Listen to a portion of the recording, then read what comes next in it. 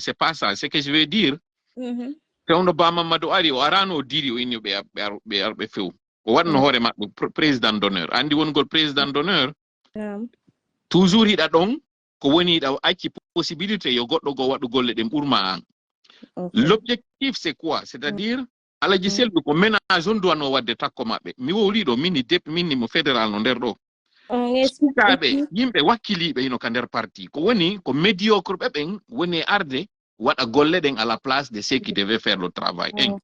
Deuxièmement hiɗen takkade hiɗen ñoranade kay mutata c'est-à-dire ko ɗum ɗon position ji ɗin ka parti moƴƴano ɗum ɗon no e kene ko ma jam o immo ɓe anda neru seedata e ɓeɗo neru gasata c'est-à-dire goɗɗo mo anduɗa on jusodirta memidire mudi c'est tout c'est andi a jusodirta e goɗɗo memidire même ɗumannagol ɓay Allah nandi dariɓe hiɗen mari ɓe sukaɓe ka laksi ɗo ko ɓe landi wo ko gidowoɓe si ɓe heeɓi ɗo hande ko ɗo waɓe ɗo seeɗani ɗum ko ɗo bere poocagol haray ɗum ɗo waynodirama kono et puis na hay fiɗum min ko minni ɗo joni konko ɓe huli ɗon konko ɓe dogude ɗon si goɗɗum waɗiɓe ko ɓe won ɗon hara ɓe accana halɓiɓe maɓɓe ɓen ko ɓe foofa fi honno hara ɓe dogimade ɓe mayi de la plus mauvaise de la plus vilaine des voix au lieu mourir hara yiɗa ɗaɓɓude ko faalaɗa kon au lieu de fuir par ce que ɗum koko wirtere noon hara ɓe wirtiɓiɓe maɓɓe ɓe wirti pullo fuuta e aduna law pop il va faire une rentrée triomphale en Guinée. Ɓe andina CNRD e kala CNRD kono mum awa hino men arti si mayete maye ko parce que de la façon no mayede ɓe ande yi rewɓe ka nder galleji maɓɓe ɓe viola rewɓe ɓe ɗumanno ala ko ɓe ala woni wadde ɓe waɗira en goto et le problème de ça c'est les élites qu'on tue depuis les années 1958 et comment tu peux construire un pays une nation sans les élites? Tu peux pas. C'est pour ça aujourd'hui que c'est pour ça yide hono de lamuji do fo hara ko yimbe be dumannaki qui ne valent pas beaucoup au fait. Fayno gila 68 haado.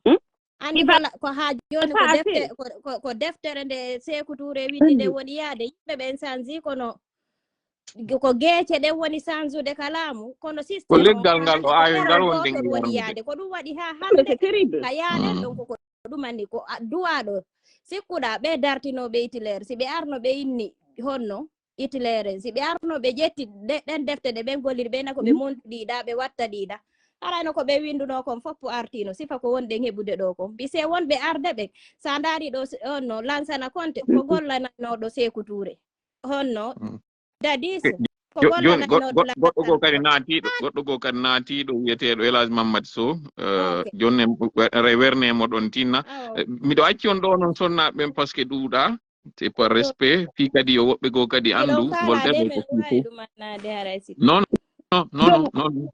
si tawi jam noon yaali Allah e mum je vais donner la parole à une autre personne, mais je vais dire au revoir. Okay. Et avec ça, je vais donner mon dernier mot. Je vais donner mon dernier numéro. On hajja leluma acciano la numéro do mari Telegram. Oui.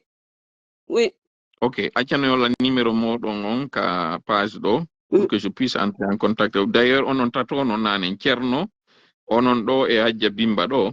Mi fala hon podiro e de modo. Je vais faire mon dernier mot. Hara men tori ke ala jitello wona dirnu golbe wona hono de manku golbe respect yobe hono de hotu la Guinée il va faire une rentrée triomphale il va se contre lui non ko be waldirte parce que ça ko wallirebe ala il n'y a pas ce parti dans ce monde qui a autant d'investisseurs que le parti de l'UFDG. Et ça aussi, c'est à partir de leur leader. Ko yimbe ben holi be ko yimbe ben fala be do yobe accu si aduna mabbe lande parce que là il est à la dernière phase de sa vie yobe lando avec honneur et respect si be jabi. Ça c'est un. Deuxièmement, je lance un appel au Fouta Djallon, spécialement à l'abbé. Min comme mi l'abbé. Yo l'abbé yo be wadu ko be watta ko Aliou Ba comme l'abbé si be jodi ke hago wadi Aliou Ba. Fendo de yade daka pore ko lutti kon ko kambe andi dalla lakke mun en foppen nabay hare sur ce ni accita on do albarka de weltanima meden duwalina nala be jeeɗon on min jetti on min hettiri on pita ko bayetta do nan darto e tumoƴa so darti tawa jam bama maddu no leluma jala be tele kederi on andi leluma no jelli go don andi leluma ni Mali Embere ni telimile ni ɗiɗo tatino o yiɗi kawtiri ka ɗiɗo tatino ko ari fotti ko iwruɓe to ari fotti sanji inde woɓɓe menteni kono so ndaari on tawa yiɗi ndin onon ko ba haray sur ce meɗen duwandima yo Allah reene yo Allah ayne haray ko men torima kadi koya moƴƴinan men tolaɓe buyi tolaje goto Allah dandu janggo so goɗɗum waɗima ɗo haray fayda no gasa ko waɗɗa ko fof haray no walade ɗa koye moƴƴin tolaɓe bus mo kala représente tola esprit tola n'est pas que non tola c'est un esprit de courage d'abnégation on tolaɓe onon ɗo tini on woni tolaɓe ka état d'esprit tolaɓe buyi no wodi goy o yinane o wiyeteɗo so arɗo ɗo o ardirɗo no mi ardirta noon wiwgol ngol kala ukkuɗo e probléme hoore mum e probléme kañum ukki hoore mum ko ɗum wiyata ɓe nguuri anden kala e mum ukkuɗo e mum probléme kono min ko inde am woni wadde ko golle am woni wadde mi ukka hay goto nder ton donc tohlaɓe hande buy no woodi ko woni ɓe yaltitali on yiyaali ɓe duuɓi jeego ɓawɗo on sikkanom ɗo wooda ka o fellite no woodi kadi ɓurɓe lan fewn ɗo ni tawɓe ino nokkugo ko woni o yiyaali ɓe taw barka haray on jarama buy haray prochainement miɗo joignugol ɗo miɗo mari compte ko Dame Tengela tola Tengela Dame Tengela haray noon sonnama o muññoto naati miɗo faala tola kono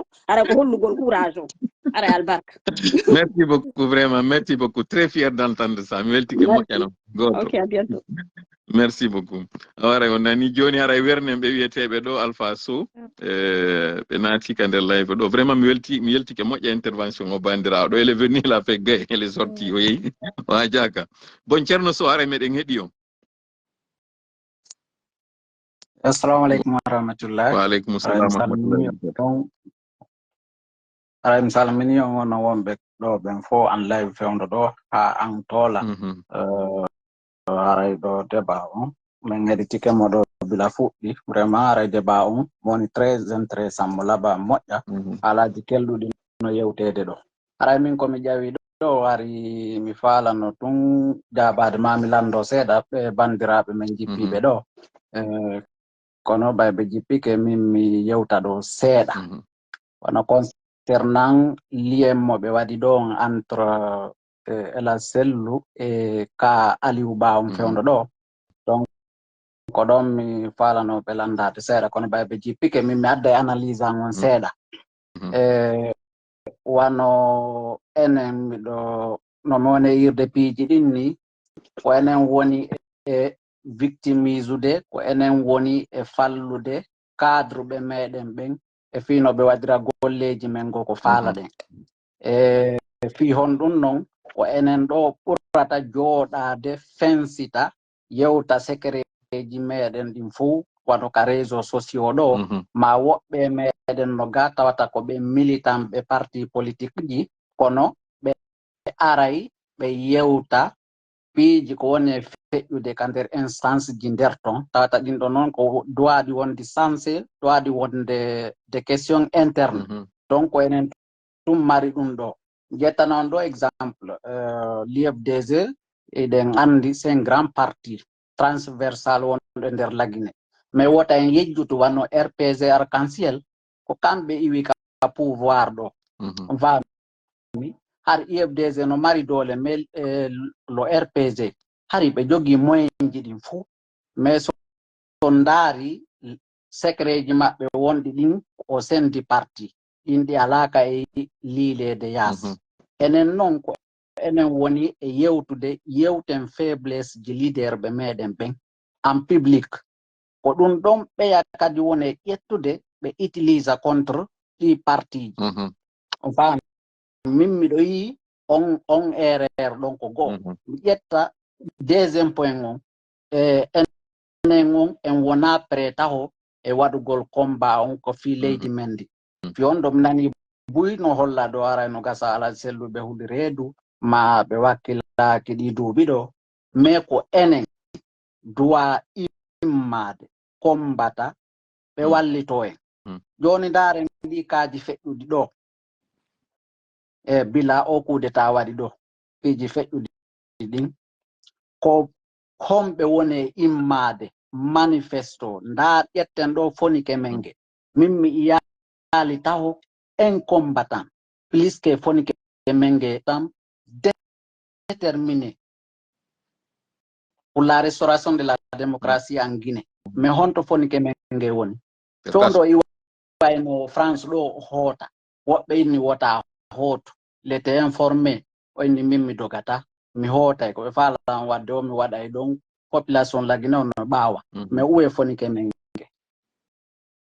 ko hombo ɓen ɗon fof muti goɗɗo anda ko en yi radio ji fof yewtude kon ɗumani il faut ɗi faire personne n'a bougé si tawi manifestation ji ko FNDC on ɓe organise kon fof tout dernièrement ɗo appel ji ɗi ɓe waɗata ɗin fof e yimɓe ɓen yaltu hay e goto ala mais seinane wattugol ma jogiteɗon Jibril mais seymanane ƴettugol wattugol Sonia ko na ɗum annaki joni Jibril on no jaaja dimba o wawa tippade ɗon Jibril ƴawita Jibril ok on jarama mbiɗa weltani non ko mi weltan toon par ce que ko onon udditi ɗo hannde ko onon kolliti ɗo hannde ɗo si rewɓe aritoyi ɗo après ko onon e ɓeya ɓe fugumbaɓen ko onon kolliti ɗo par ce que mi annda kon ɗum waɗi ɓe sonnaɓe ɓe huuligol live ha mi annda so tawi ko modiɓe maɓɓe ɓen hoɗɗantoɓe leydi e si kon ɗum on arataka live ɗo kono ara miɗo weltani on fota ko seeni ɗon ɗo gasi ara meɗen yewtiri meɗen bambi on dow ha moƴƴi ko timmitis wata on delu waɗo ɗumanno men ko ɓe heddi ɓen ko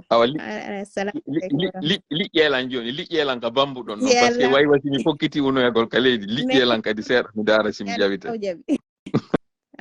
merci beaucoup Jambimba haray koye goto ŋaccano ela numéro mon on ɗo mari télégramme ka ok awo ŋaccano ela numéro mon on précise on ara miɗo andi ko goɗɗo woni ara géré ɗum kono so ŋacci ɗon mi endoy to numéro o mi guerayno mi contactira on e nder yontere nden ɗo plus tard onon ɗo tato ɗo e lannugol yontere wonde arde ɗo nden si Allah joni awa inchallah assalamu aleykum waaleykum assalam wa rahmatullahi barakatuh ok haray ɓeya wonɓe yewte ɗo continue ɗo yewtere mon nden mi darano mi ƴettira ɗo en attendant masque mi yiya ƴawiti aray wono ɗon miɗo ƴettude ɗo aray ɗiɗo Lamine la force kañum e oya kañum kadi honno Jibril hoore dimma joni Lamine habbo mi ƴetta Jibril ɗo taw si an ƴawitoya Lamine par ce que mi andi an kaɗɗa mari ko faalaɗa yewtude Jibril waɗiti commentaire ɗo mi wawa ñoƴƴude ka compte maɗa ɗo o yannata ndan onon ceerno so continue ko wonɗo yewde ko mari lande ɗiɗi ɗi mi landoto noon ok ɗi manifestation ji ɗi FNDC organise tout dernièrement ɗo fof yo yimɓe ɓen yaltu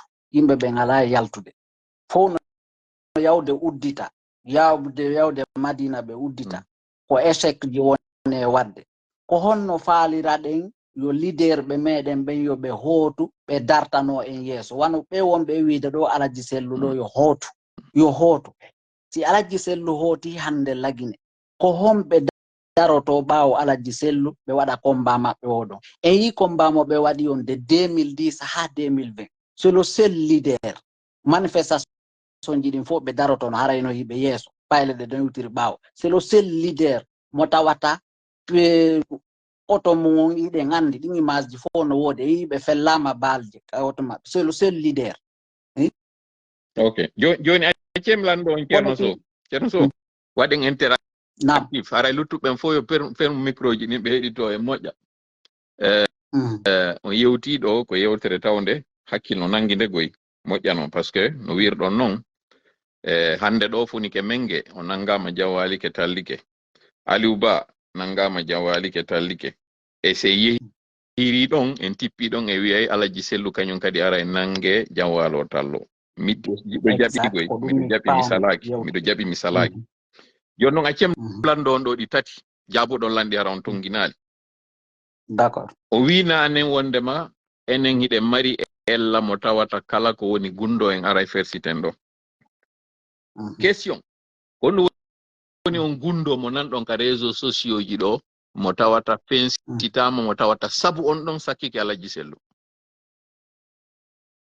no ɗum ɗon lannata no heewi jonnelan goto pet na ɗiɗi goto on fa joni mi ƴettanan tun hunde wotere par exemple wonɓe yiwde ka IFDG ɓen ɓe yaaɓe tawtoya CNRD non ko dévolé habbe tun ko dévolé ɗo mi sikki ɗo yewtude fi réseau sociaux ji ɗin n'est ce pas mi faala ka réseau sociaux ji ɗo yetelan ɗo ka réseau sociaux ɗo gundo funsitaɗo ɗo fensitaɗo ɗo fi UFDG ko tawata on gundo ɗon sakkiki Alaji Sellu hewtugol kalamu goto pet no ɗum ɗon noon ko ɗum mi faala on tun yewtude ɗo par réseau sociaux ɗo mi innali par exemple wano o base ɗo mayo ɗum aɗo no heewi to kono simi ƴetti militant ɓe buy no woodi no nane min ni on yo jaabo hara on tongaki on andi on anda kon ɗum mi waɗiri ɗum ɗo miɗo reeni goy miɗo faami gonga mon on andi gongaji ɗiɗi ɓenna heɓodotako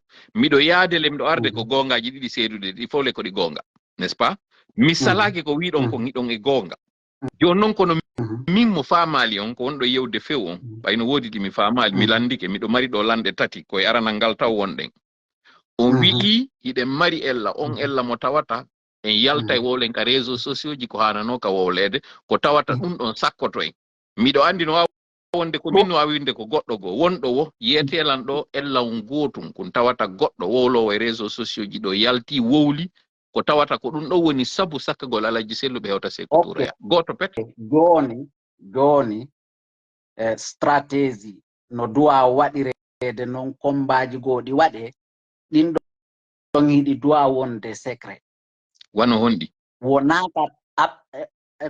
wonaka réseau sociaux ɗo planifiéten ko honɗum hanuɗen waɗde min miɗo faala sugu ɗum ɗon waɗa tawti on few exemple l'IFDG si ɓe waɗay stratégie combaji maɓɓe ɗi yo ɗum ɗon wonu interne ka nder parti wano frappe on ɗo si tawi exemple wontirɓe ɗo ɓen kadi ɓe mari stratégie ji yo ɗi wonu interne kono si tawi en ari ɗo en waɗi direct ji adna Allah on fof no heɗade en inni immoɗen waɗen ɗum ɗon ɗo yiɗi ɗo exemple ɗo yiɗi woɓɓe no waɗa par exemple cagnotte ɓenna ko fi ko dartoren ko fi ɗumannoren ɗum bon landal aranangal on jaabaki ngal ama satisfaction mais on jaabike min miɗo jogui réponse on c'est pas grave joni aren e ɗimmal ngal par ce que en andi ko wonɗe waɗirde o débat mi précise ay naafi innugol kaari heeɓi gonga kaari feni koyo gonga on yalta ko ɗum wonɗe waɗirde mɗo andi onon ɗo on ƴawiraka live ɗo yawa gollan on ƴawira ɗo lunda gollan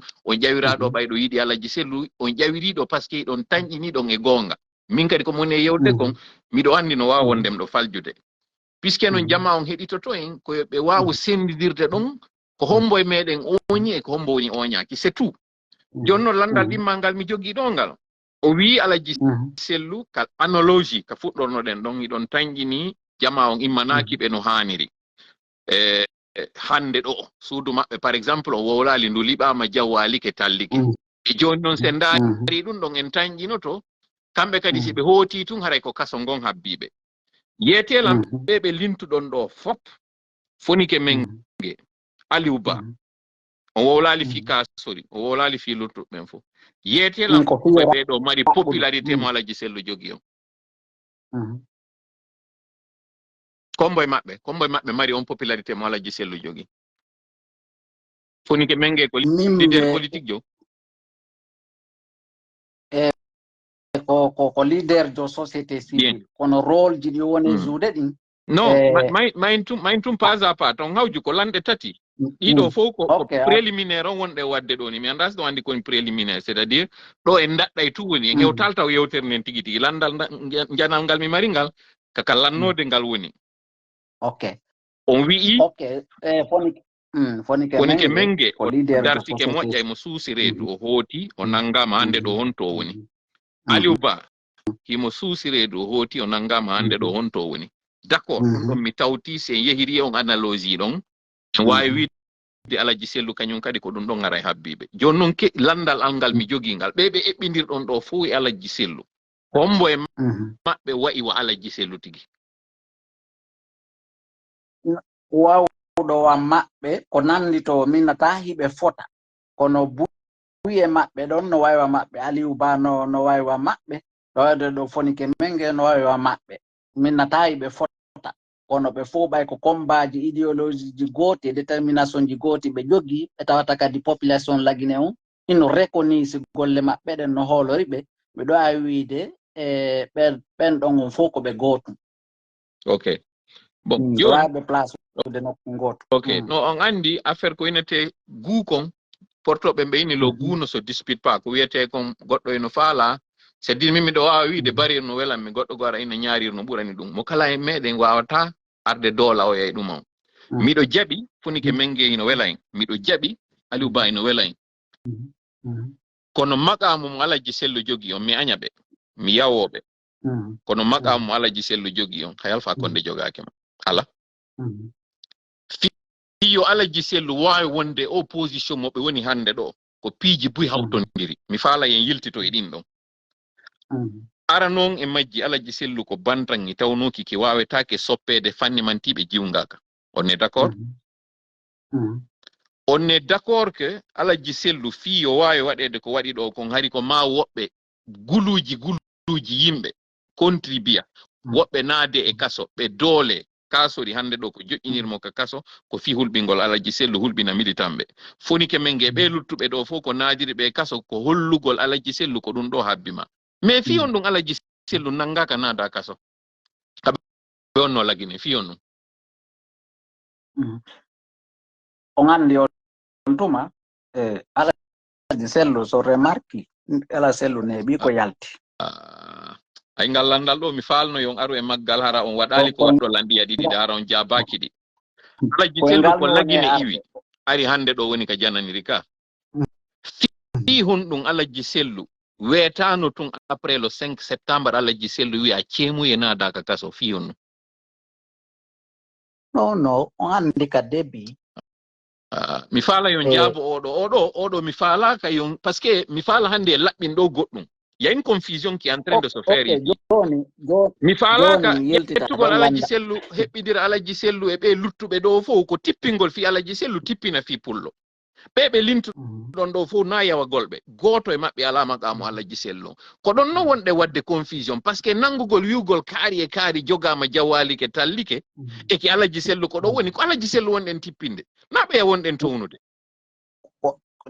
don non ko dun don mi woni arde modum yewtere ndo hande so tawi en famondira en acce yewten yiltindira en seeda sina dum piiji dum welata fi yawgol tun direct harayno metti fi réponse ji gono ton on andi min ko mi woni yewde do kon andugol e détermination alaji sellu si tawi be ino e enen jama lagine on immagol wona e baawo mabbe tout dernier man do fewndo ka lagine fewndi o fewndo do min mi do andi ko sans doute be moto be daro ma ko sans doute be moto be hota ko so yettete don ka ko mi yette sojo ko be jaagi kon be dalaba ka ko on so be labe min ko mami telimele yette so be lebe telimele be no andirale ciujal min ko mi telimele ko menden suusi kono piiji din ko stratégie di yarete idon andi fewndo ka wonde yewtude do ni manifestation no wadde farana hari don andi dum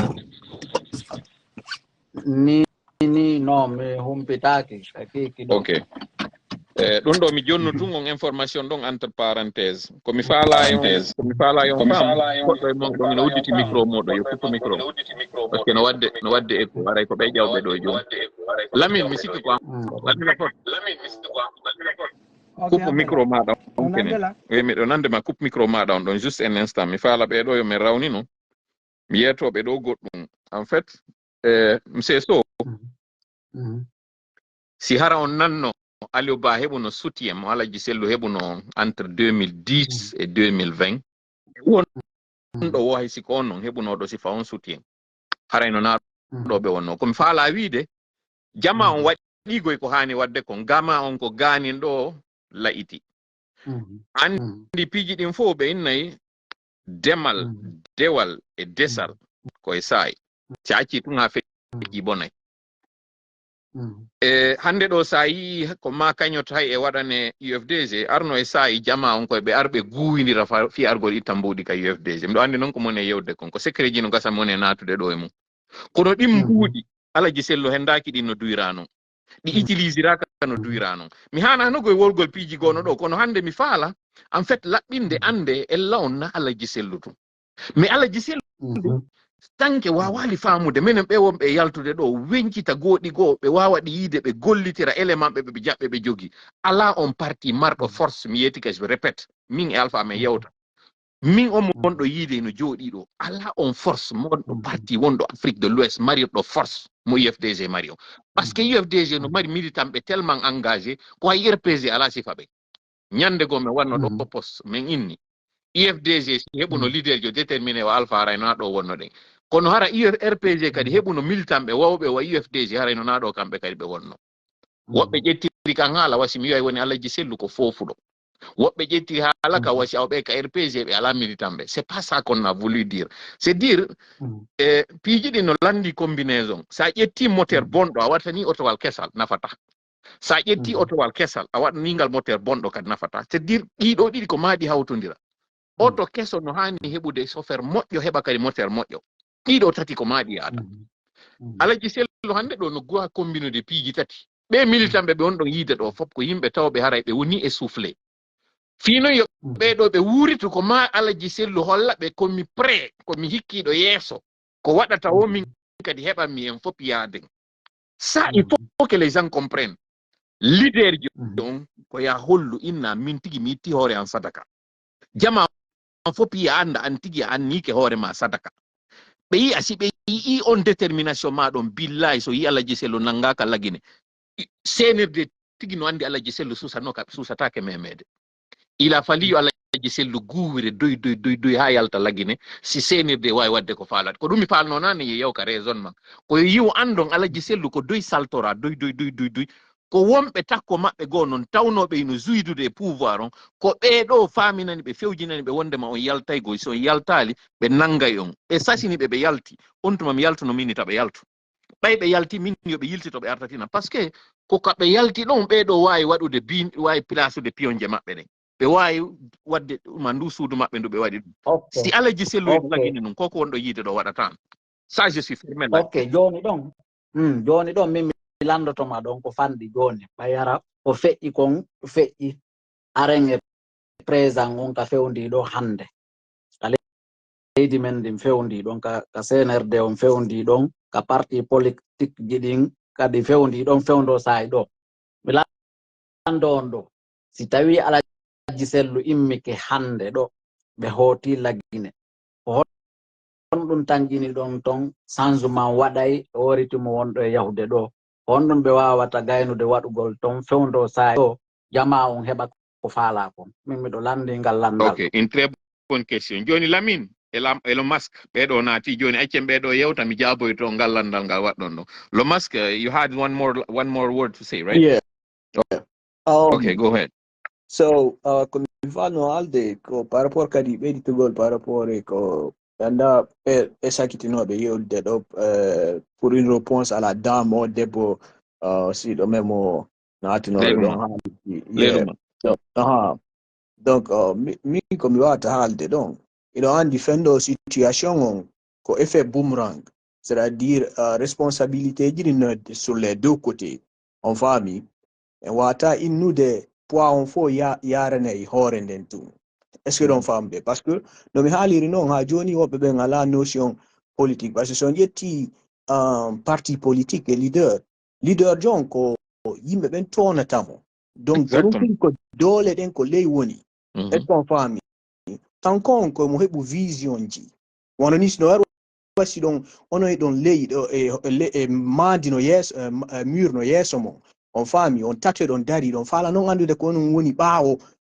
mur on ƴetton noon goɗɗo pepon mo son pepimo kanko mo daara ko woni ko ɓaawo mur ɗon mo daara vraiment solution ji fino yaltiron diron on mur ɗon ko noon politique parti politique leader jon e militant ɓe mum ɓen woni donc en lawn no e selludale min lan je suis à 100% d'accord que en lawn no e makko parce que son yi hande himo feno ko mon ɗo ɗi ellaji ɗo fof no jokkimo c'est dû à la première erreur ko mo waɗi gila 2010 accitugol pouvoir on faami parce que puis aux alentours ɗumaji enseignement ji waɗno ko yimɓe ɓen doano finade mum son ƴetti exemple e Côte d'Ivoire ça a été le même cas hakkunde Gbagbo e oɗa Ouattara ko gagnino ɗon andi ko kanko gagni monni ñett on faami haade on se yimɓe ɓen no ɓaawo makko kanko kadi donc c'était la même chose wono Sellu en 2010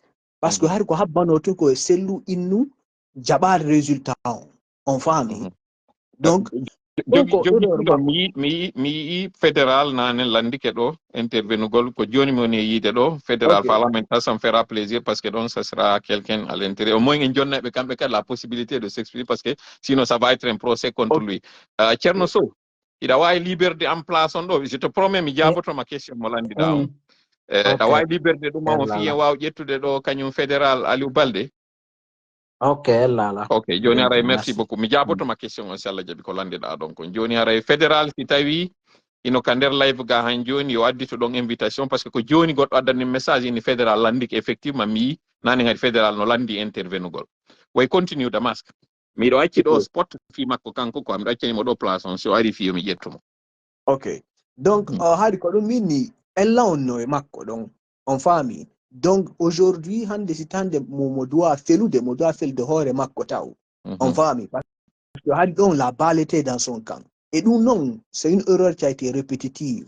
waɗno laabi tati 2010 2015 2020 on faami donc erreur makko on no ɗon kankani mo doit anditude ɗum no mi haaliri noon après ɗuma ko fuɗɗorde ko première intervention be mo kala men ƴetta courage parce que hande ko ɓuri mettude ko anditangol hoore mum ellaji mum ɗin enen noon neɗɗo on yiɗa ɗum on faami l'être humain ko non woniri rare son yimɓe wonɓe ɓen o aduna ɗo wawɓe innoɓe joni mi anditi ellango mi jaɓi on faami en yimɓe ɗuuɗa donc responsabilité on no e makko de l'autre côté kadi wonono debbo haali ɗon e wata ƴettude waɗen fop e makko par ce que simo ƴetti mo en inniɗo joni kanko womo dogi wonono oɗo omo jippino yoddine ɗo ko haali kon combien de fois kan kadi sellu harno hikkani e yeeso on faami donc ɗon kadi point makko no e ɗon on faami e mais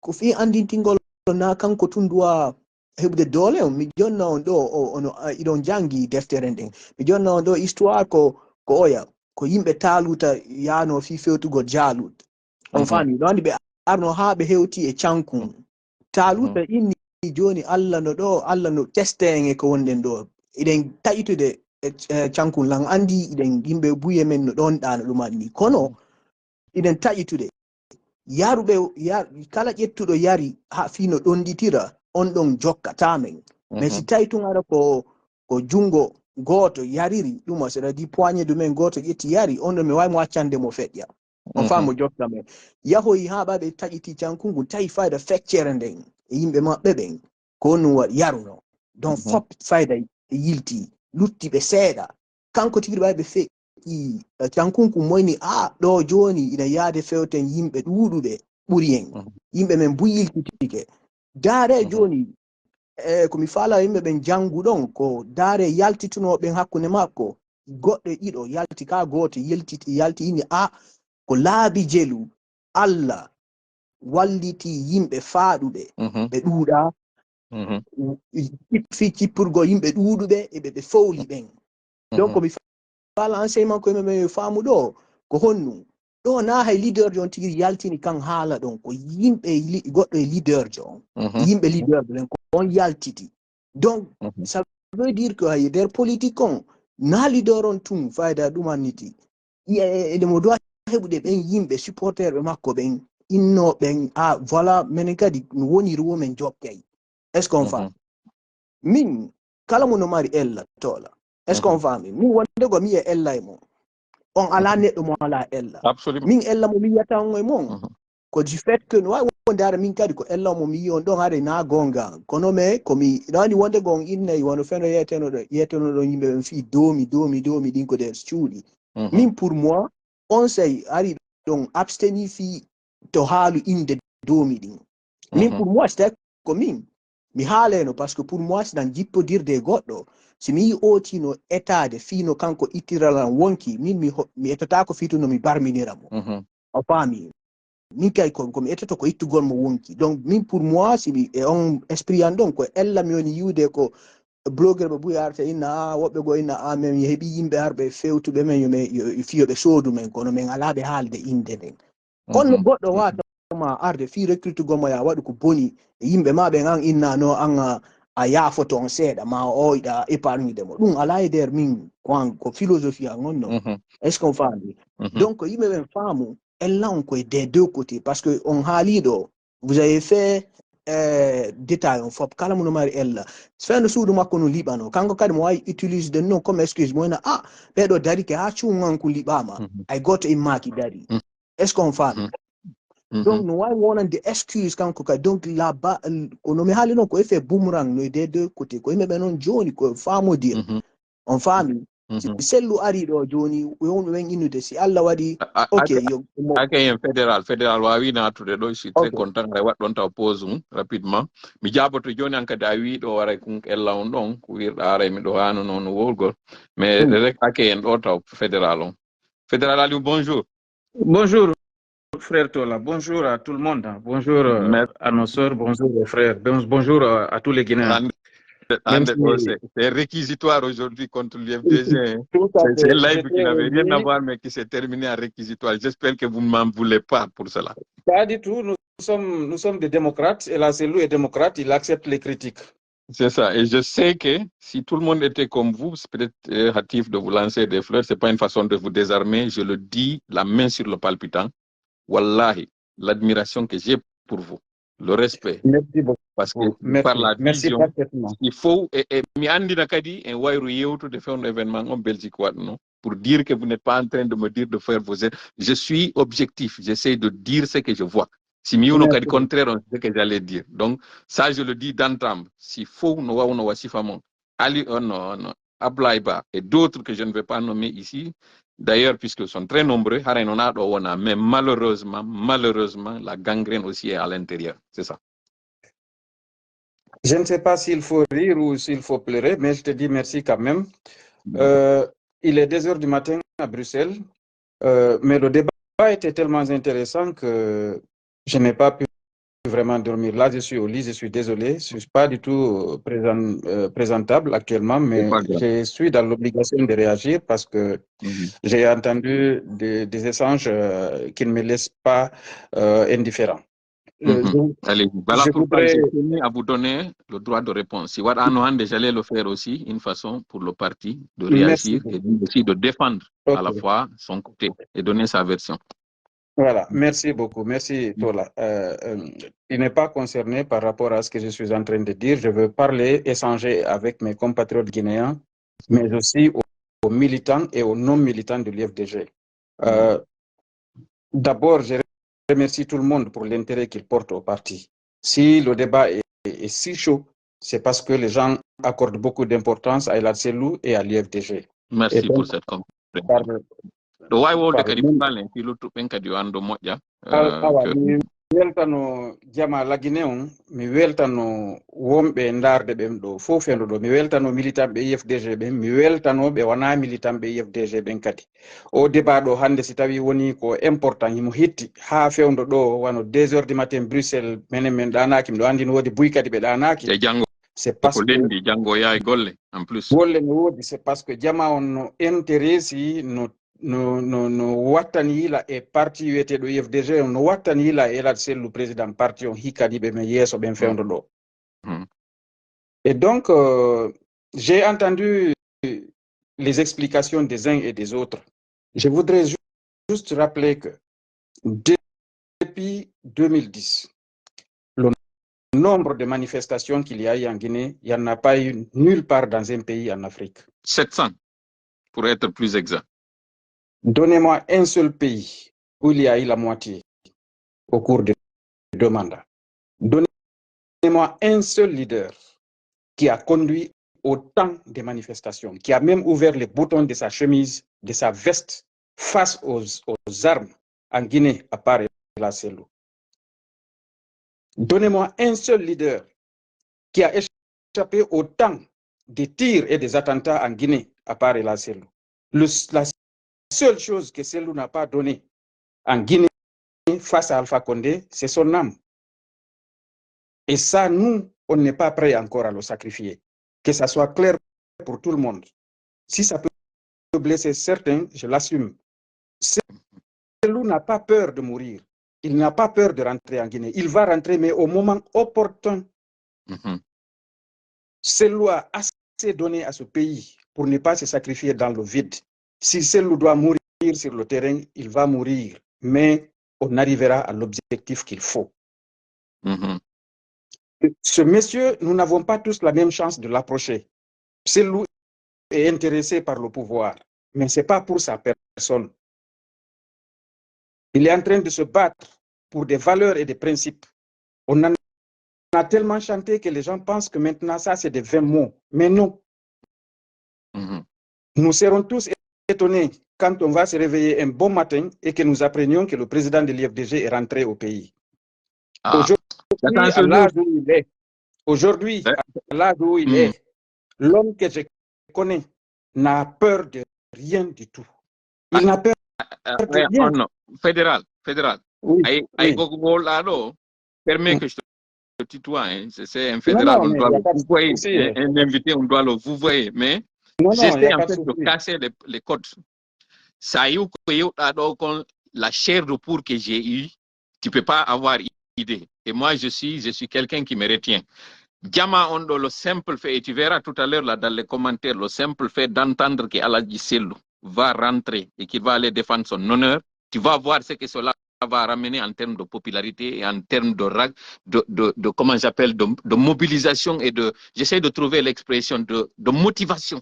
Diama Onko be motive toko. Aladji Cellou, c'est comme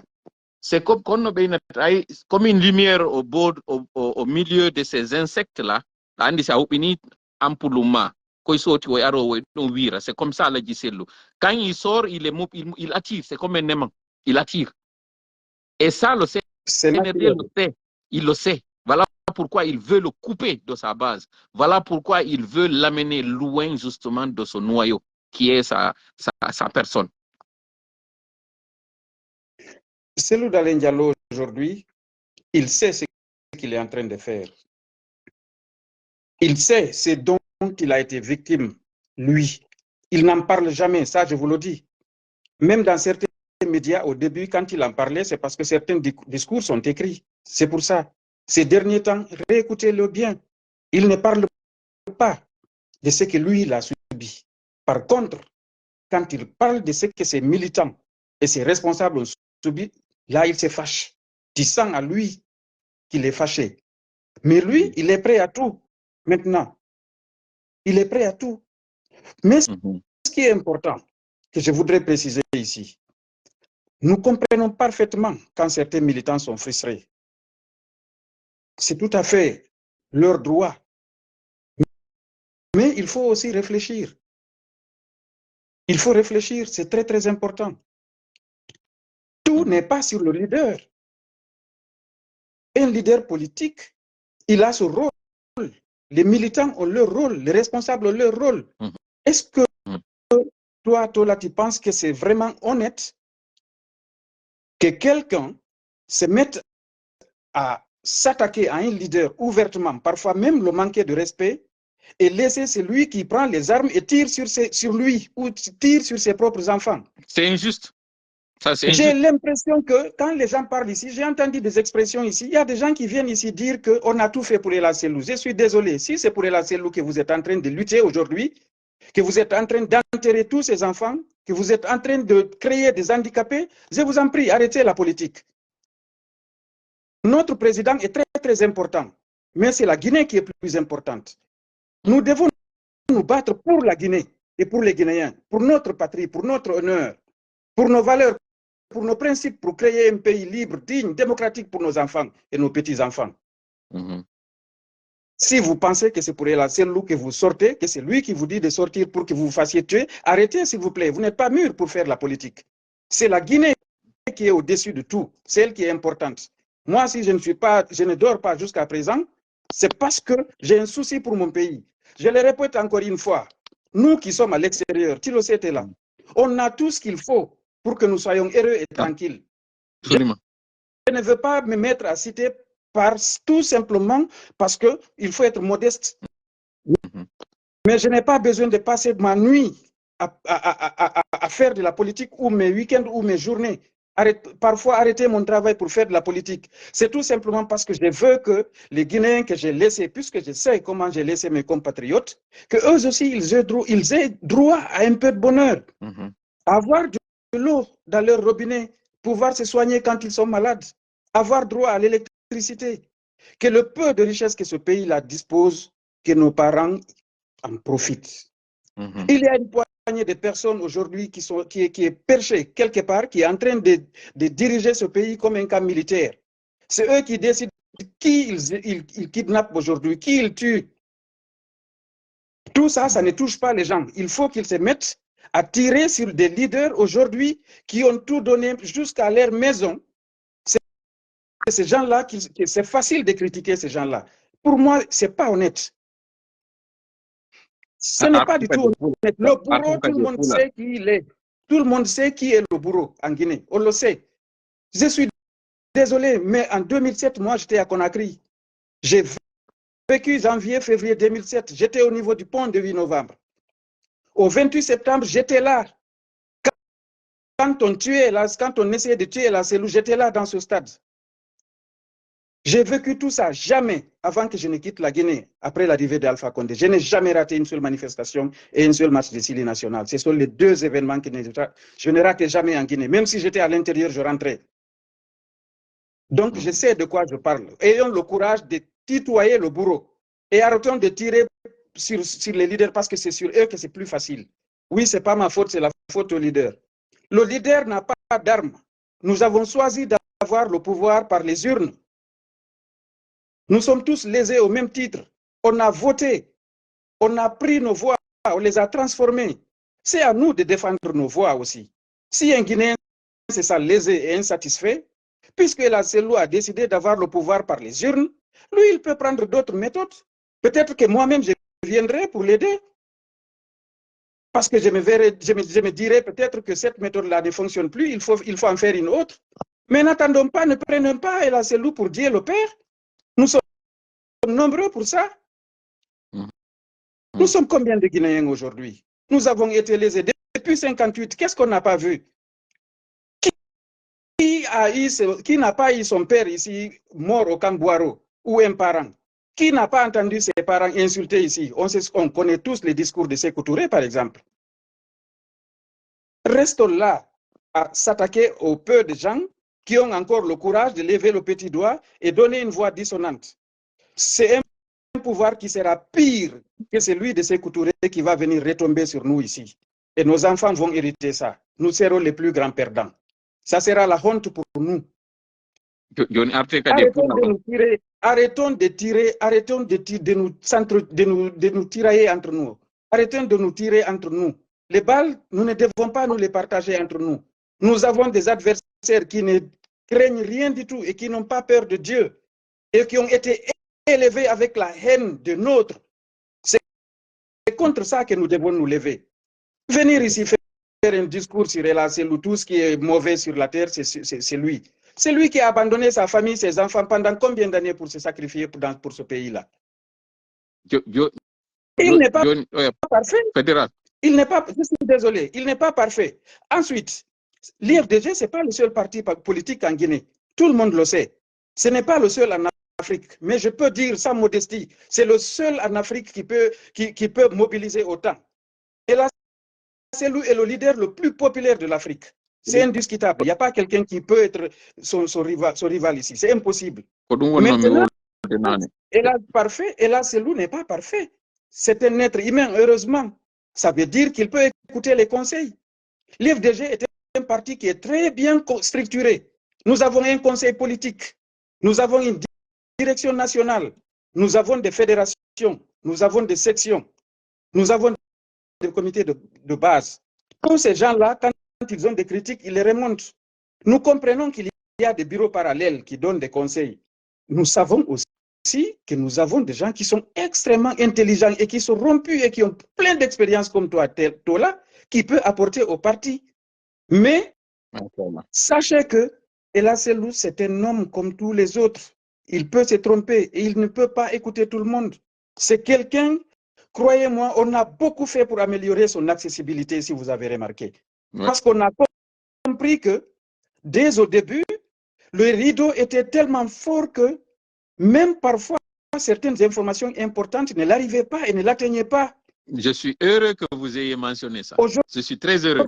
Il y a un mur de fer. Il y a un mur de fer qui est là. Aujourd'hui, nous, c'est notre travail principal. Faire en sorte que notre président ait accès au maximum d'informations possibles pour qu'il puisse agir. Parce que le pouvoir, il l'a. Il a gagné toutes les élections en République de Guinée. Mais on a tout fait pour l'empêcher. Et qui l'empêche? Mais c'est l'armée, il faut se dire la vérité. Les gens qui ont les armes, c'est toujours eux qu'on utilise, même si ce n'est pas eux indirectement. Je ne vais pas dire certaines choses ici aujourd'hui, mais au fur et à mesure que la température va monter, les jours à venir, parce que ça va arriver, on va le dire et on le dira. Mais sachez que le président de l'IFDG est prêt à rentrer. Et sachez sa rentrée doit servir, le jour où vous allez avoir, lorsque vous allez sentir le besoin de le dire, je serai là. Je serai là pour vous le permettre. Et il ne sera pas le seul à rentrer, croyez-moi. Il ne sera pas le seul à rentrer. Le moment venu, il rentrera. Il va rentrer et ça va changer ce que ça doit changer. Je suis très ravi. Le moment venu, ça va arriver. Je suis très ravi d'entendre ça. Donc, je tenais vraiment à dire ça. À demander à nos frères, à nos sœurs de se réveiller un peu. Leur ennemi, ce n'est pas El Acelou. Leur ennemi, c'est celui qui empêche leur leader d'accéder et d'exercer son pouvoir qu'il a démocratiquement obtenu pour 3 fois. C'est ce type-là qui est leur adversaire. Leur ennemi, c'est celui qui tire sur ses enfants et qui viole ses sœurs et mères. C'est eux leurs ennemis. Fédéral, j'ai une toute dernière question ici. Elle vient de l'auditoire. Vous allez voir que la question a été posée. Elle ne vient pas de moi, mais je me fais le devoir de vous la passer puisque c'est pas chaque jour qu'on voit l'ange. Et le jour où on l'a, on profite. Il y a quelqu'un qui a fait mention d'un passage où vous avez dit vous êtes un parti démocratique qui veut accéder au pouvoir par les urnes. Quelqu'un a posé la question, est-ce que le contexte actuel permet à ce que le parti accède au pouvoir par les urnes? Alors, si vous voyez que nous avons déjà dit officiellement que nous ne reconnaissons pas Mamadi Doumbouya, c'est parce que nous avons compris que ce n'est pas quelqu'un qui est prêt à jouer un jeu démocratique. Voilà. Quand nous sommes arrivés à un certain niveau avec M. Alpha Condé, qu'est-ce qu'on a dit? On a dit, si tu t'entêtes à faire ce que tu veux, tu essaieras de le faire jusqu'à un certain moment parce qu'on ne t'accompagnera pas. Si vous avez vu qu'il ne s'est pas bien tiré de l'affaire, c'est parce que tout simplement, on ne l'a jamais reconnu. Et ce qui est en train de se jouer là, c'est que les gens sont en train d'utiliser les armes, la force pour pouvoir s'installer, mais ça ne sera pas dans la durée. Ça ne pourra pas tenir. On ne peut pas continuer à régner par la peur. C'est impossible. Il va y avoir un déclic. Nous sommes des observateurs politiques, tous. Nous allons tous voir ce qui va se passer. Mais croyez-moi, nous, on ne va pas leur offrir le pouvoir dans un plateau. C'est impossible. Et là, c'est nous ne reculera jamais. Et c'est ce qui est important. Et je vais vous dire un secret, gardez-le bien. À l'IFDG, ce qui est important, c'est le président du parti et les militants des partis. Ce sont les deux entités qui sont importantes, plus importantes à l'IFDG. Tant que le président de l'IFDG ne recule pas, les militants ne reculeront jamais. Soyez sûrs et certains. Ça va beau tourner en Guinée aujourd'hui. Ça va beau tourner, croyez-moi. Écoutez très bien. C'est Cellou Dalein Diallo qui sera le prochain président démocratiquement élu en Guinée. Soyez sûrs et certains. Maintenant, plein de choses peuvent se passer d'ici là. Plein de choses peuvent se passer d'ici là. Ça peut prendre le temps que ça prendra. Mais le pouvoir démocratique qui viendra là, ça sera Cellou Dalein Diallo, le prochain président. Croyez-moi. Et nous sommes prêts à payer le prix pour ça. Ok. Merci vraiment. Beaucoup. Écoutez, nous n'allons pas vous retenir très longtemps. Merci vraiment d'avoir pris la peine d'intervenir comme d'habitude, de suivre d'abord, mais aussi d'avoir pris la nécessité d'intervenir. C'est ça notre rôle et on essaie d'équilibrer. On est là contre personne, on est là pour personne. On veut vraiment donner la possibilité. Et souvenez-vous, c'était une antenne libre. C'était que les gens s'expriment et me posent des questions. Donc, raison pour laquelle je suis là, parce que c'est libre. Voilà, ça virait vers l'UFDG, mais comme vous dites, qui aime bien châtie bien. C'est parce que les gens aiment l'UFDG, aiment le président de l'UFDG. Voilà pourquoi le ça parti viré. s'appelle Union des forces démocratiques de Guinée. Voilà. Donc nous sommes ouverts aux critiques. D'accord, merci beaucoup. Et revenez-nous quand vous voulez. Hein. Donc nous allons vous laisser retourner et le live continue. Merci beaucoup vraiment, Fédéral. C'est toujours un plaisir et un honneur de vous recevoir ici. Vous êtes l'un des plus démocratiques et les plus dynamiques. Donc vous avez les deux. Désormais, je vais dire l'homme au D au carré, démocratique et dynamique. Merci, merci cher frère. En tout cas, au plaisir de te revoir et merci pour tout ce que tu fais pour ce pays.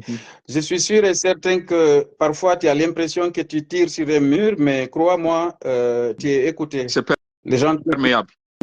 Les gens t'écoutent et les gens essayent de travailler avec tes conseils. Non, non, ça j'ai vu, j'ai pas manqué de le souligner. J'ai dit, les messages sont en train d'entrer. Ça, on est quand même, on a la probité de reconnaître quand les choses changent. Et c'est ça le but. Hein. Nous sommes là pour que ça change. Nous sommes là contre personne. Et je suis très ravi de voir que les lignes bougent. Et nous allons aussi lutter ceux qui restent encore là, qui ne veulent pas que ça bouge. Nous sommes là contre eux. Donc, s'il y a des critiques, c'est contre ces personnes-là. Merci beaucoup. Il faut que nous soyons les plus nombreux. Il faut que nous soyons les plus nombreux. Merci beaucoup. Inch'Allah, merci beaucoup vraiment. Voilà, on dit ça c'est une voix très autorisée qui a parlé ici. Il s'appelle Mohamed Aliou, c'est Aliou Baldé, c'est comme ça qu'il est connu. Il est du côté de la Belgique, 2 heures du matin, on tend vers 3 heures du matin, mais il a pris la peine d'intervenir. Donc, Lamine La Force, est-ce que tu as toujours la force d'intervenir après le passage du fédéral? La wa yewtude an joni. Assalamu alaikum. Wa alaikum salam wa rahmatullah. Andi non an ari a tawi men do attaque a ɓuri men kono ɗum woniri taw. Oui, e acce taw frère tola taw min taw e fédéral ɓe ɗo hari soɓe mi andaɓe mi jentaki ha ande discours maɓɓe mais c'est quelqu'un qui est intelligent ko neɗɗo kadi oɗo ɓeɗo ɓe andi politique no ɓe woni yewtirde noon sa faamayi ɓe wawi défendude parti ɓe wawi kadi défendude piiji maɓɓe ko piiji ɗiɗi ɗum falano arde wolugol ɗo ɗum ɗo ko fima ha frère tola mais fédéral on fermila hunduko ko par ce que no ɓe ardiri noon ande kadi mi ala doole wowlugo kon falno par ce que j'ai compris. Miɗo falno wonde seeɗa fi jande go a yewtuno fi Aliou Ba e fi Cellou Dalein e fi kadi retour de Cellou Dalein en Guinée on kadi kono fédéral on vraiment il est très intelligent. Non, c'est il est venu jouer sur la surface de réparation, il a réparé le ballon, il est venu, il a créé un penalty, là on attend le tir. Wallahi frère tola ko fédéral jo won mar anduɗo fi politique. Si fait no ka parti, mais voilà le problème, je vais t'expliquer. Yimbe sikay joni que je suis en train de rouler pour lui. Je ne roule pas pour lui. S'il était dans le tort, j'allais aussi venir ici dégainer contre lui. Mais UFDG no mari indomi. Nane ngo yalandi ke masque inni ke fion ɗum mi wolano ton. Andi y a un problème que j'ai. Tant que mi heɓali ɓangandu e on ko mi wata hollude jama on si mi wowli ko ɓe innata mi fenay. Andi goɗɗo siɗa yiɗimo a yiyata e laaji makko ɗin. No a yiyat. Si mi wowlu no fewdo wontuma woɓɓe goo ko wonno waɗude komi sakkitorta ko wurgol fenowo par ce que ɓe change no plan ɓe suuɗa ɓe fennanmi yimɓe ɓe accanmi heɗitagol. Donc qu'est ce que j'ai fait? Fello sa ari ta ardir ka seere a ƴawata ardir ka falo ngo woni ɗon a ƴawye joni hawa hewtaka dow. Donc mi takki mi ardiri doy hande ɗo no naweli fi au moins ɓay mi ni ko ɓeɗo yimɓe ɓen famuno par ce que mi wowluno min ni wonnoɓe nga kaso e wowlu n'est ce pas miɗo andi kon ɗum mi wowlirno ɗum je sais hade ɗo na gayni yaltitude luttuɓen kañum kadi eyey kañum kadi mi démasquirayi ɓe kañum kadi goto si Allah jaɓi par ce que j'ai tout ici yoɓe nanum ƴawlayɓe ɓe anda ɗam maɓɓe on mi hewtanali e makko ñande mi hewti o mi degeni mo ɓe yiye werna en ɗon oya Jibril hoore dimma taw si continue a noon yewtugol ngol on. Ok, il est bienvenu. Oui, Jibril. Ka wala nder ga. Jibril non, monsieur. Ah, ok, awo typique. Joni, ok, le masque, accu mi jettita kadi masque. Ok, continue kenen ti way yewtu. Ok. Andi ko affaire communication on no mari différents. Il dit, en frère, là, tu es l'une des personnes que moi j'attaquais pendant un an. Je sais. Voilà, mais, hida wowla piiji goo mi nani ñande goɗɗo no wowla ka tijjalla puissance winni wo yo jama on yo écoute conseil ji tola ɗi kono mi yimi tawi ɓe woɓɓe ɓen no faala wadde goynte kon down tippinde yewtere konko on ɗon haali ko meeɗa waɗa conseil ji ga IFDG miɗo toriɓe ɓayɓe mari sifa ɓe fédéral ɓe ɗo fretola fédéral ɓe marɓe ni hakkille andirɓe ni politique andirɓe ni ko honno parti défendirte miɗo tori sifa ɓe fédéral ɓe ɗo yoɓe jaɓu conseil ji goo ko jonnata jonna ɗo wonde conseil ji goo nan taƴugol ma ala kan ay oɗo wallahi na jettugol mo fleur je répète encore une fois gogo taw no woodi woɓɓe marɓe complexe no woodi woɓɓe marɓe complexe yo ande ɓe ara ndarugol toola et je ne sais pas pourquoi nandi ara argol ndara toola ko crime o ala on complexe 1 2 so ari on daari kañum kadi il fait un retour quand je dis il fait un retour il fait un commentaire o andinam ɗo nder ɗo 2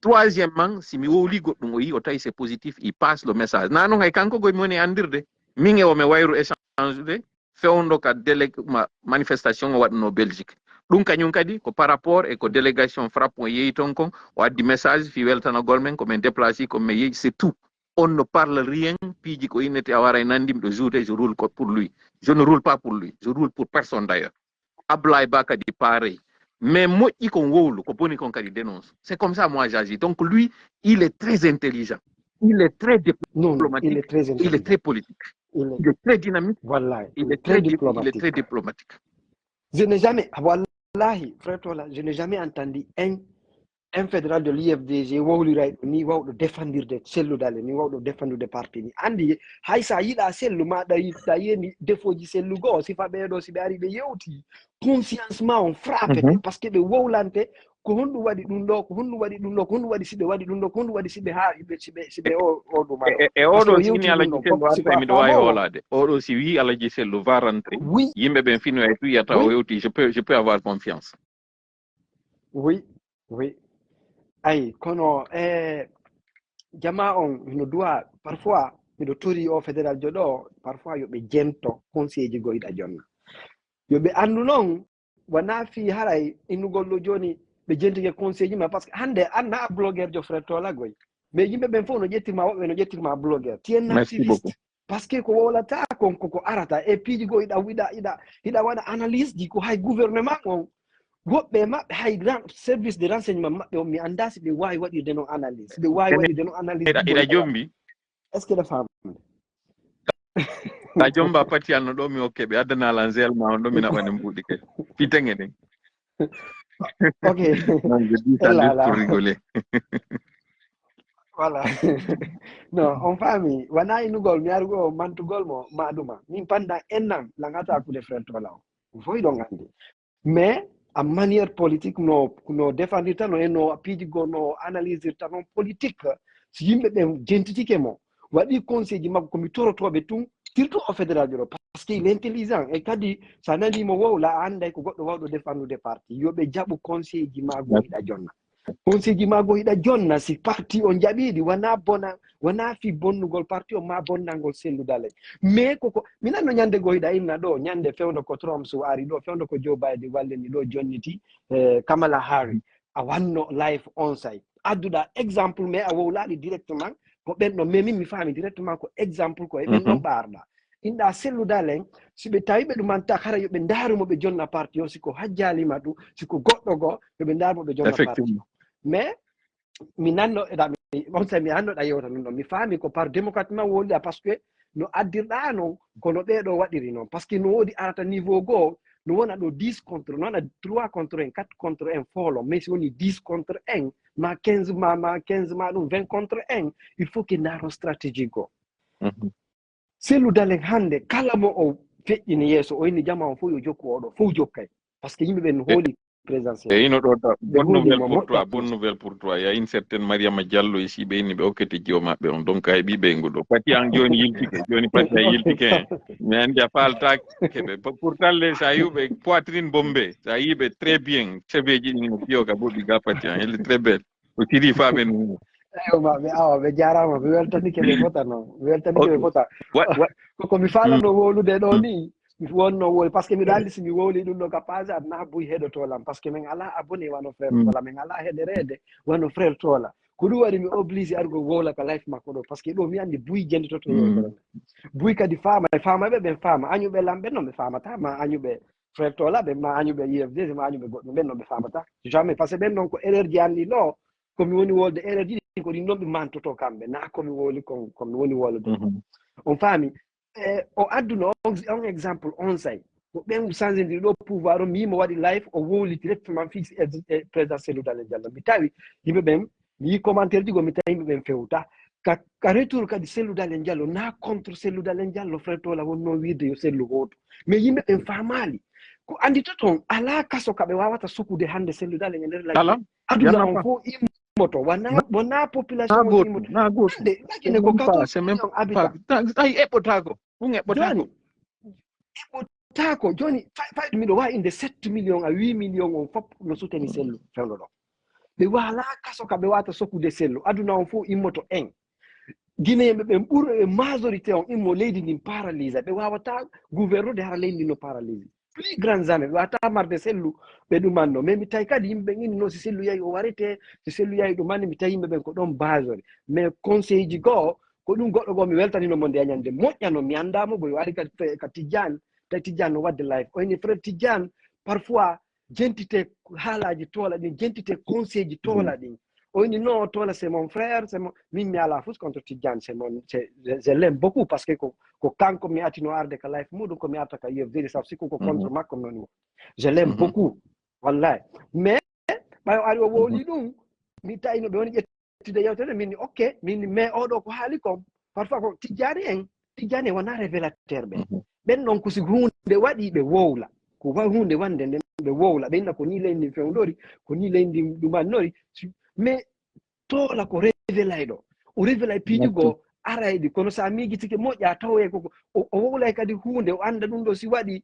no moƴƴani en tawata yimɓe ɓen ƴettata ɗuma kanko ko ɗum o arata o yewta yimɓe non mi firtali fi patiyatmo few mi wattaɓe kadi e hoore jiwo on ɗa omo ɓe kumaɗo mi wattaɓe par ce que hannde a wakkilan ɗo tellement no wirɗa noon hari hata kaylan hannde ɗo si ari a wakkilan non je suis aux anges ala komi wata wowlde ɗo hannde no wallay komi falano arde mi haalani kono miɗo andi koko mi haali nanen kon ka par exemple si mi haali na yimɓe buy darta mais miɗo ko ɗum waɗi simi ari obligé arugol ɗo ndeñan mi falano ƴawde kono miɗuma naaki on faami ma falɗa o kadi mi dugollan je suis là je suis à ta disposition n'hésite pas je suis là ok komi innata communauté meɗen on e yimɓe yiɗuɓe ɓen Cellou yiɗi IFDG sen heeɓi neɗɗo tawɗo ko révélateur jo tawɗo no waywa ɓe ɗumaɓe tawɓe waɓe ɗumaɓe philosophie ɓe tata ɓe wowlay tata ɓe wowlay hunde nden si jama on majorité woɓɓe go yiɗata mais sa miijitiki a tawi sa jokki moƴƴanoya o yimɓe ɓe yo wattan hakkille ɗiɗiji par ce que heɓugol sifa ɓe hande miɗo wamaynude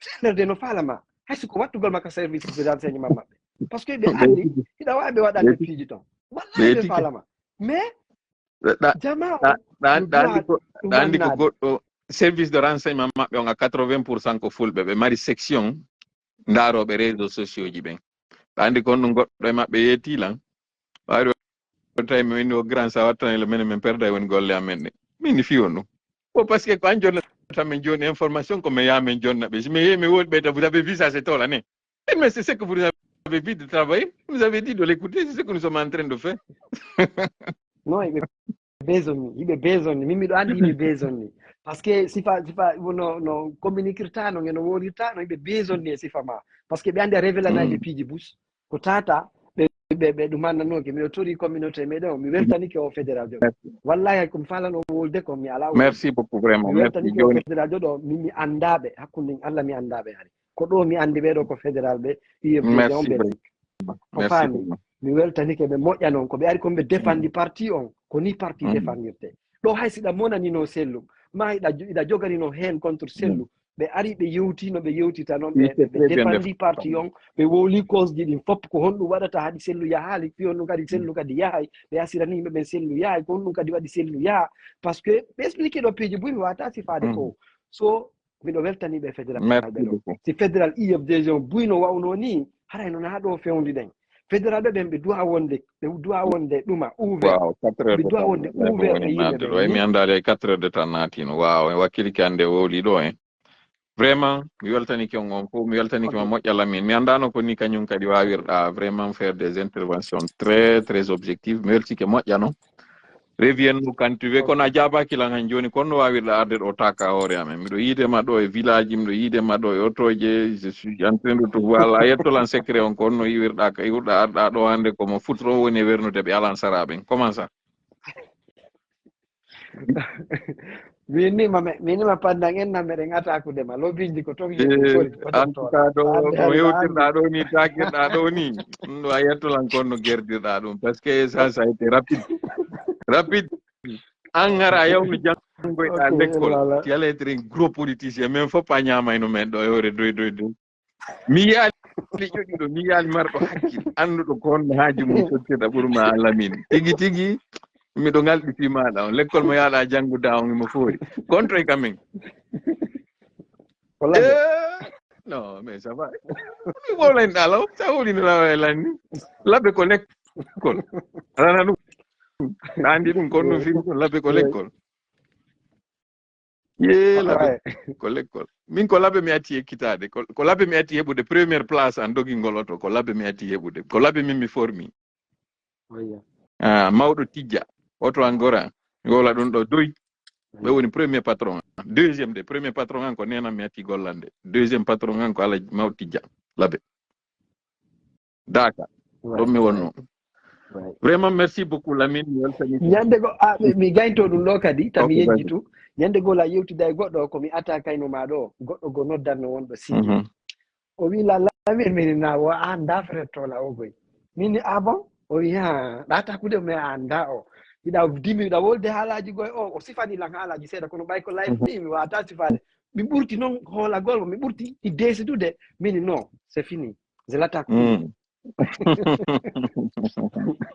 voilà. Non, mais tu es très intelligent. Mais je le prenais avec beaucoup de philosophie parce que je sais que c'était pas moi. Jamais. Il m'a jamais insulté. Dire, tu m'as pas manqué de respect. Encore d'arde, qu'on a olde, quand tu le disais, parce que qu'on lecture madame, qu'on a yide, qu'on a ido ba yito y gotungo ka di ari awoli. Donc je n'ai aucun problème avec ça. Quand on a live di sahari, non, c'est que je te taquinais, c'est que je disais sur toi. Donc je t'ai jamais pris comme un ennemi, d'ailleurs comme tout le monde. Mais Allah, qui aurait dit mais Allah gagne. Merci. Mais Allah.